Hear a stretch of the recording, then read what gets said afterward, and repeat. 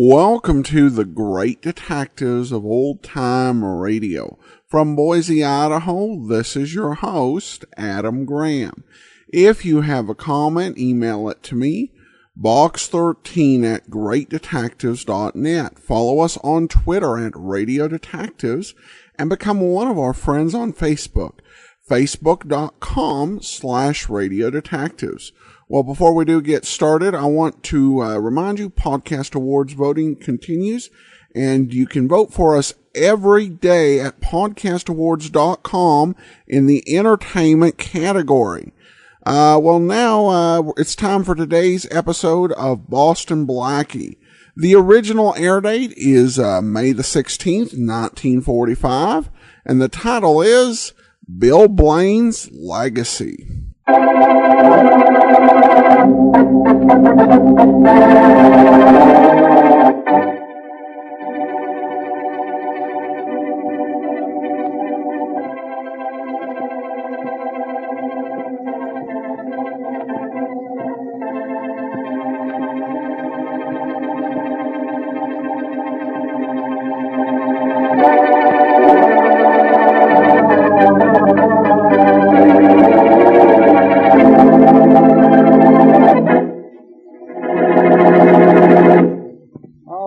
Uncle Bill, you have all three of us here. If there's any point to this, get to it, will you? None of you has ever been subtle in his dislike for me, anyhow. Well, I'm sure you don't think much more of us than we think of you. We understand each other perfectly, don't we? I think we do. Look, Uncle Bill, if you have anything to say to us, say it, will you? I have a date. I apparently have a date, too. With someone who wants to kill me. As you all have been very pleased to know, I have received several anonymous telephone calls threatening my life. So what? I can imagine how you three must feel, since my death means that you will inherit my entire estate. It is still in the millions, isn't it, Uncle? More millions than you can imagine. And it is still left entirely to us. Merely because I have no choice in the matter. The condition under which I inherited from my father stipulates that I must leave it all to you. Well, when you see your father, which should be soon, say thanks for us. I have taken it upon myself to add something to my will. John, will you stop playing with that toy? It's not a toy, it's a magic trick. Now you see the card, now you don't. Put your magic tricks away while I'm talking. I've stated in my will that in the event that I'm murdered, not 1 cent will be given to any of you until my murder is solved. Really? Yes. All of you not only hate me, but you hate each other. 2 of you would profit immensely if 1 of you were convicted of killing me. It amuses me to picture each of you scrambling madly to blame my death on one of the others. If you really think someone's trying to kill you, why don't you notify the police? I'm going even beyond the police, my dear fellow. I'm going to Boston Blackie.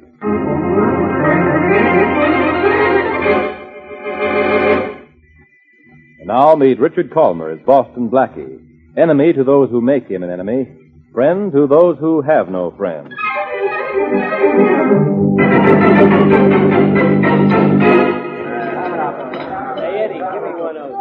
You know what I like about you, Blackie? The quaint places you take me to eat. Like this. Well, you know what I like about you. Nope. Me. Oh. Pardon me, but there is a telephone call for you, Mr. Blackie. Thanks. One thing I don't like about you, you always want it on the phone. Excuse me. I'll just be a moment. Be back in time for dessert, will you? I'll be back for soup. Excuse me, dear. Right over in your boots, sir, right there. Thank you. Hello? Mr. Boston Blackie? Yeah? I'm William Blaine. Yes? I've received several telephone calls in the past week threatening my life. So? So I'm hiring you to protect me. Oh, that's very nice of you, but I'm not interested. You don't seem to know who I am. Sure I do. You're William Blaine. Well, I expect you to accept the job. Oh, you do? I'm not accustomed to being refused. Well, let's say I'm breaking you in. I insist that you take the job.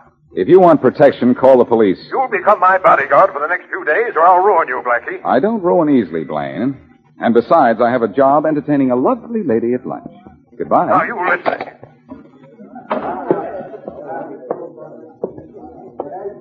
Hi there, honey. Miss me? How could I, with such an interesting menu to read? How's the plot? Good? Mm-hmm.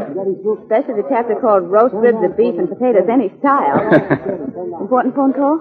Oh, just a fellow named Bill Blaine. Who's he? Well, right now, he's a guy who's still looking for a bodyguard.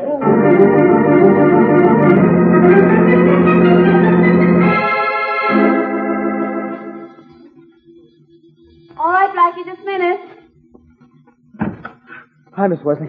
I gotta see Blackie. Oh, come in, Shorty. Oh, gee, thanks. Where's Blackie? I gotta see him, but plenty. Well, he'll be here in a minute. Sit down. Oh, gee, thanks. Anything the matter? Oh, plenty. Oh, he should be here any minute. Oh, gee, Miss Wesley, you sure are a beautiful dame. Oh, Shorty, you're wonderful. Gosh, Miss Wesley, you think so? I most certainly do. Oh, here's Blackie now. Gee, I hope so, because I ain't got a minute to lose. Hi, honey. All set to... Thank you. Shorty put into words what you seem to be saying in that whistle. Shorty, do I have a rival? Hiya, boss. Boss, look, I got trouble. I can fix them up between now and dinner time? I don't know, boss. It's pretty bad. Oh, will it still be bad tomorrow morning? It'll be worse. All right, let's have it. Boss, look, you remember the rat that you got me out of 6 years ago? That's dead, Shortman. But that's it. It ain't dead enough. Sam Daniels all of a sudden's going to send me up for those forged checks. You fixed it with him way back when I did it. He promised he wouldn't do nothing to me if I went straight. How do you know Daniels is going to prosecute? He called me up and told me so. Well, don't worry about it, Short One.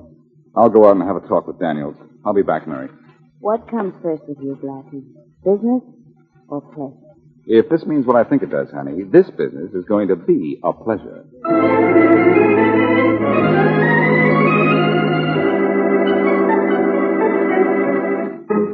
Sit down, Blackie. Sit down. I can stand, Blaine, but not for what you're doing. I just left Sam Daniels. How did you find out he could send Shorty to jail for forgery? When a man has unlimited funds, he can find out a great many things. All right. What's the deal?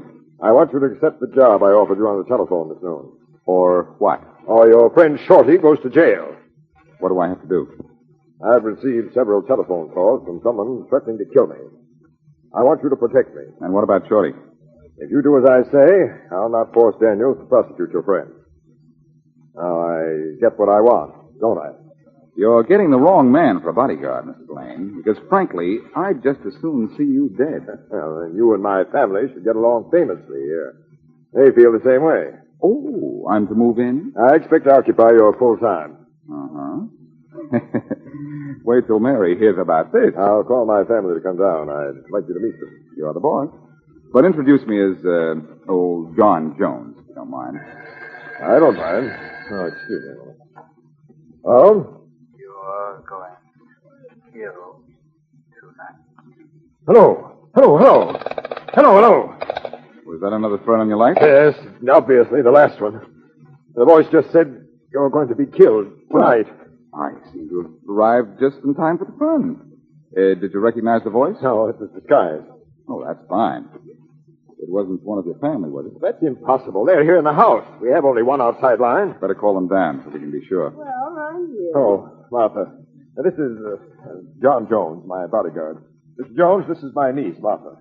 Oh, how do you do? How are Mr. you? Jones? Tell your brothers to come here at once. Bodyguard, huh? Oh, this should be very amusing. Robert? John. Hi, John's upstairs, I think. Oh, John! Yeah? Come on down for a laugh. Uncle Bill's gone and bought himself a bodyguard. Come in. Pleasant family you have, Mr. Blaine. Yes, don't I?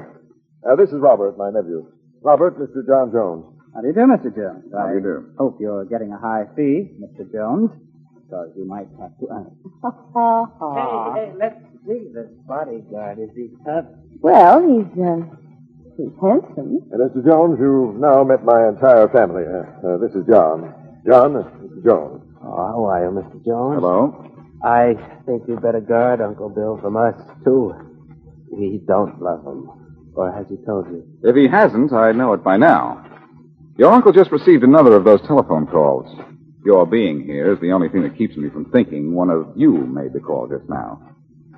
But I think we should call the police. So do I. It'll mean nothing but nasty publicity. I don't think the police are necessary. I do. I say let's get a lot of them and make absolutely sure. Well, I know the police commissioner. He'll send us all the policemen we want. Well, Mr. Blaine, at least 2/3 of your family show concern for your life. Don't let them fool you, Mr. Jones. They don't want me to live. They're daring me to.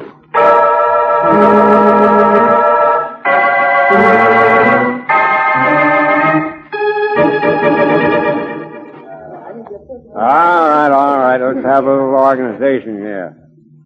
Now stay in this room, Mr. Blaine. Will I be safe here? I don't know why not. You have 2 policemen in here with you. Now, that's what I call protection. What are you doing over there, Mr. Jones? Just prying the windows. They're locked good and tight. I was just checking. They don't need checking.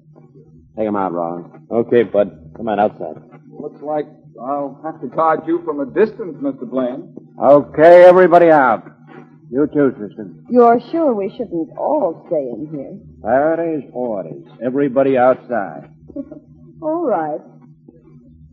Here, Rollins. Lock the door. Yes, sir. Now what, officer? You're behind locked doors and windows, Mr. Blaine. Got 2 cops right beside you, Susan. There's nothing to worry about. Wish I were as sure as you are. Don't worry. You won't let anybody cut your hair on your head. Not even if all he wants to do is comb it.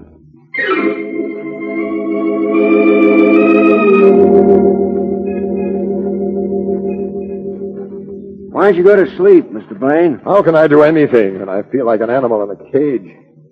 Can't we open a window just a crack for air? Nothing doing. The windows stay locked tight. The door's locked. That's where everything stays, because that's the only way you're safe. And you're plenty safe in here. It should be. I'm uncomfortable enough. Hey, how about a game of gin, Smith? Yeah. Got cards? Lower your voices, will you? I think I'll try to read. Okay. I don't suppose either of you... Mr. Blaine! Mr. Blaine! What happened to him? What do you think happened to him? That noise wasn't a backfire. Look at him. There was a shot, huh? You get him? Yeah. Is he dead? Yeah. Shot. In a sealed room, too, with us practically sitting beside him. Call Faraday, quick. How will I tell him? Tell him it couldn't happen, but it did.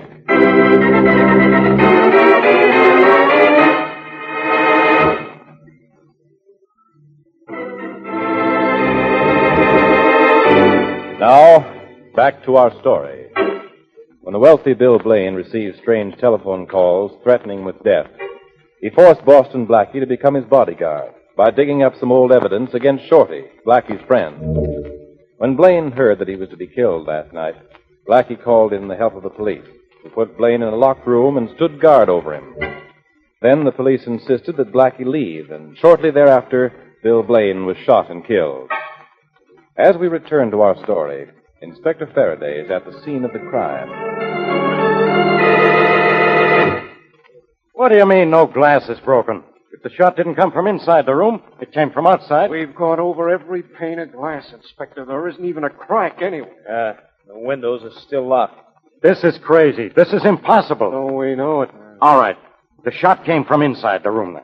You've gone over all the pictures, the molding, the fireplace? Everything. We've inspected every inch of floorboard, too, and we haven't found a thing. It's crazy. It's impossible. You said that. A fine couple of cops you are. Where's the dead guy's family? Upstairs. All right, both of you. Go up there and get him. Oh, boys, how's everything? Not so good, as you see. Who's that out there? Who's that in there? Blackie. Well, Inspector Faraday.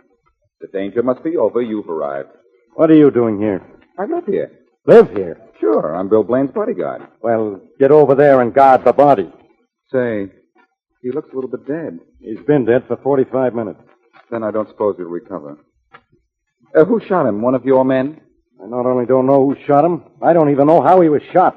Don't know how. Nothing inside this room fired a bullet. And there's not a pane of glass broken in any of the windows, which were locked. What? Where were you 45 minutes ago? Well, that's hard to say. I didn't look at my watch. Where have you been? Sorry, pal. That's a secret. Well, as long as you keep your secret, I'll keep you. Come on, Blackie. Oh, Inspector, put away that gun. I will, after I put you where you belong, in jail. Now, you know I didn't kill this guy. I don't say you did, but you're plenty mixed up in this. You live here in this house. You're this guy's bodyguard, and yet you aren't guarded. And on top of it all, you disappear when the guy gets killed. And you won't tell me where you were. I can. Well, I'm holding you as a material witness. I won't be very good material. And besides, I know how Blaine was killed. Put away that gun, and I'll show you. I'll hold the gun, and you'll still show me. All right. Okay. Now, do you mind if I open one of the windows? Why? To show you how it was done. Go ahead. Thanks. No tricks now. And make it snappy. I don't have all day.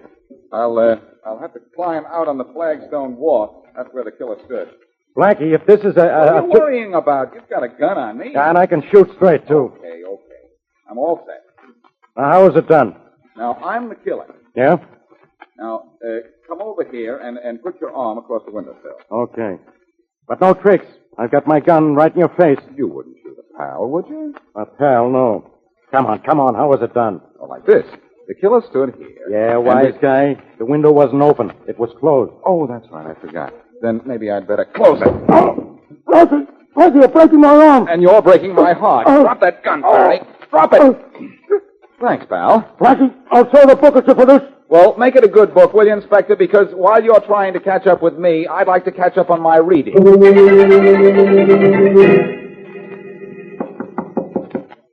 Yeah? I'll say you can come in. I want to talk to you, Miss Wesley. Well, I want to talk to you, too. What about? About this story in the newspaper. What about it? It says that you're looking for Boston Blackie as a material witness to the murder of William Blaine. So? So, maybe you'll change your mind when I tell you where Blackie was when Mr. Blaine was killed. Where? With me. That's no alibi in my book. Where were you? The newspaper says Mr. Blaine was killed at 9:45 last night. At 9:45, I was in Sam Daniels' office, helping Boston Blackie crack a safe.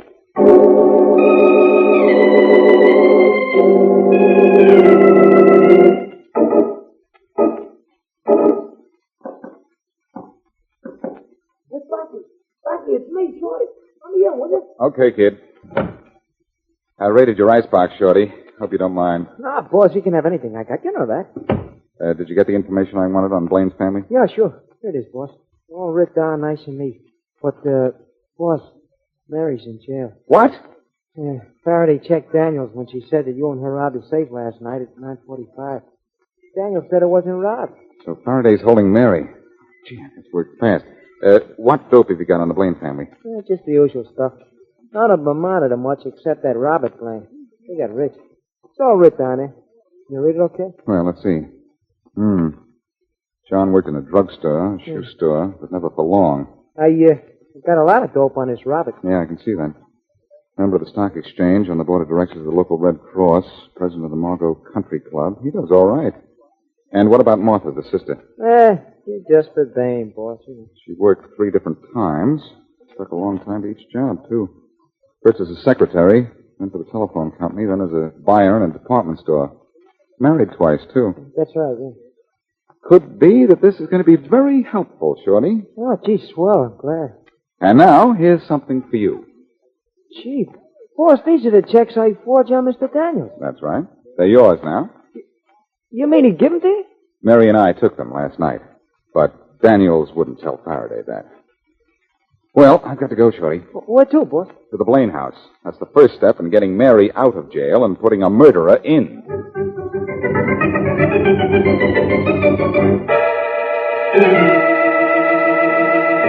John. Well, what are you doing sneaking around the hall? Why? Wouldn't be surprised if you killed Uncle Bill. Oh, you'd like that, wouldn't you? Be very profitable for 2 of us if one of us did. Do you care which one? As long as I'm not one. Maybe you should have thought about that, too. You think the police will find out who killed Uncle Bill? They have to find out first. How? Are you afraid they will? We get no money until they do. Don't look at me. Don't look at me. I'm going to bed. Pleasant dreams. Don't be so generous. I should be rich enough to be very generous. Not if I can help it, sister, dear. That dumb jerk turned out the lights. This dumb jerk. Who's there? The dumb jerk who turned out the lights. Wait, I'll turn them on again. Joe. Mm-hmm.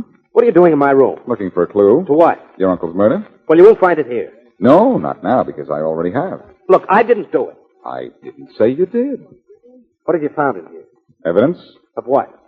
that you're somewhat of a magician? What if I am? It's a hobby of mine. I'm just an amateur. Well, your amateur standing as a magician may solve a semi-professional murder. How? Mind if I use your phone? I'll go right ahead. Thanks. Who are you calling? The police. Well, there were 3 policemen downstairs. But I want the top man.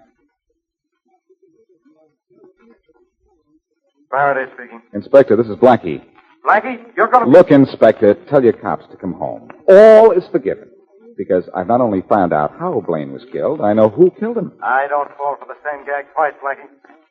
You turn yourself over to the nearest policeman, or Mary stays in jail for the rest of her life. In that case, I guess I'll just go downstairs. Where are you?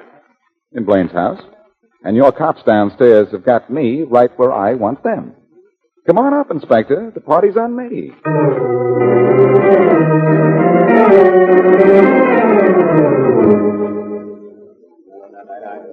All right, Blackie.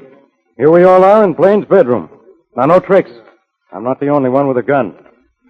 Keep him covered, Rollins. Do that, Rollins. I'll keep you busy. If you have anything to say before I run you in, say it now, Blackie. Will you listen? For some dumb reason or other, I always do. But no tricks. I'm sorry, Inspector, but this time there has to be a trick. A magic trick. Huh? See this little gadget I have here in my hand? Yeah, what is it? A pane of what seems to be ordinary plate glass in a wooden frame. The glass is solid, isn't it? Sure it is. So what? So I place this metal ball on top of the glass, thus. Yeah.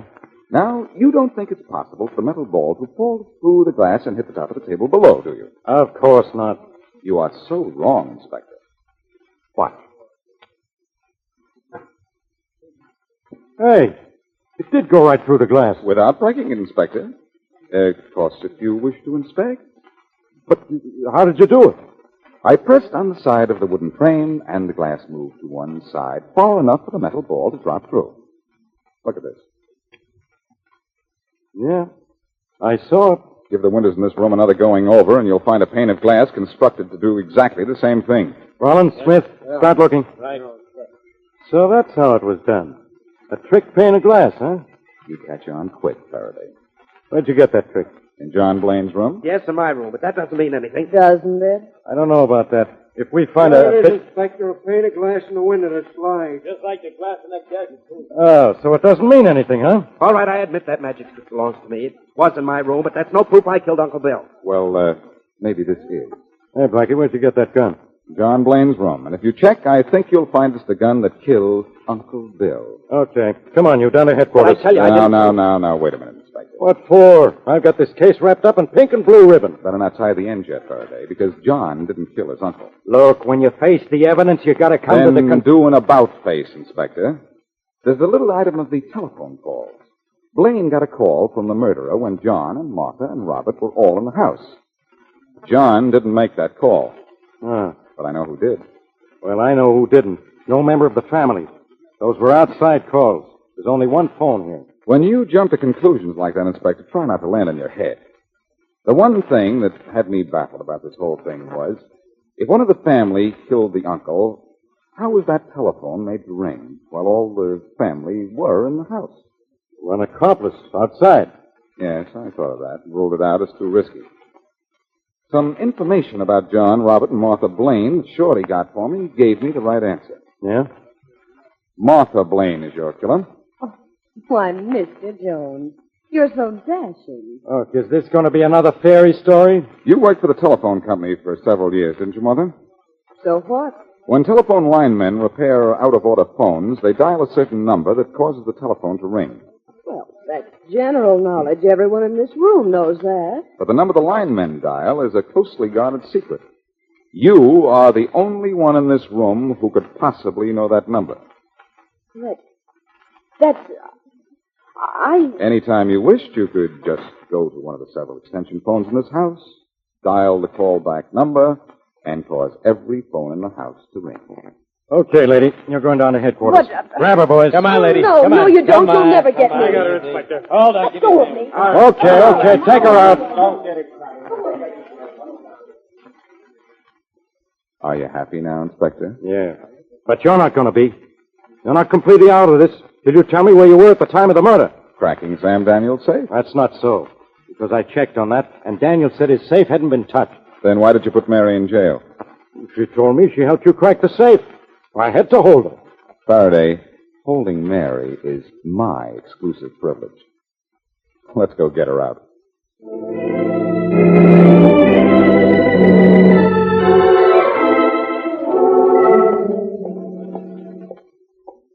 Hiya, jailbird. Blackie. Oh, Blackie, are you all right? Sure. And now I'm letting you out. Where did you get those keys? From Faraday. But how? Don't worry, honey. He gave them to me. Honestly? Cross my heart. Well, cross the threshold, will you? Aren't you coming out? No. You're coming in. But why? Mm-hmm. All right. Here I am. Are you by any chance locking us in? I am. Give me the keys. Why? Give them to me. Okay, here you are. Oh, this is much better. Now I know we can't get into trouble. For a while.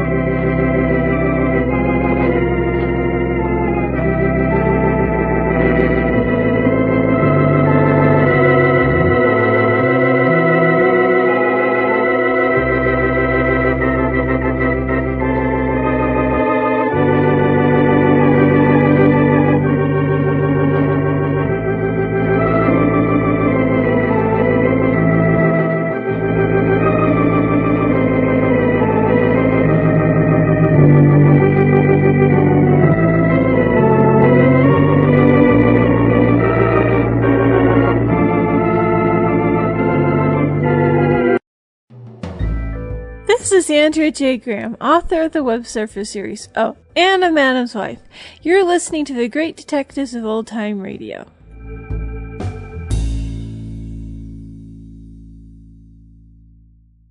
Well, Faraday was more understanding about the whole shutting the window on the arm thing than a lot of folks would have been. Overall, a fairly entertaining episode.